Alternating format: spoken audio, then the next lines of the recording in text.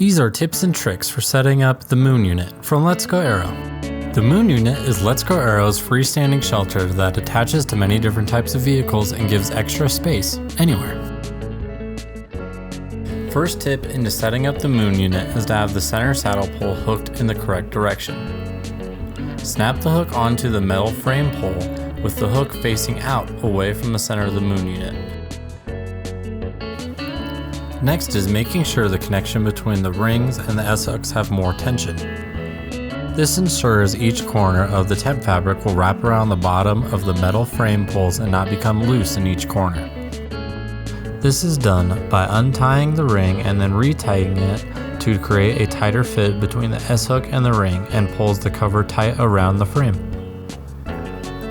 When tied and tensioned correctly, the S-hook ring should be in the center of the corner connection as shown.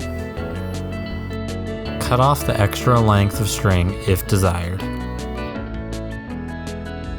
Learn more at letsgoaero.com.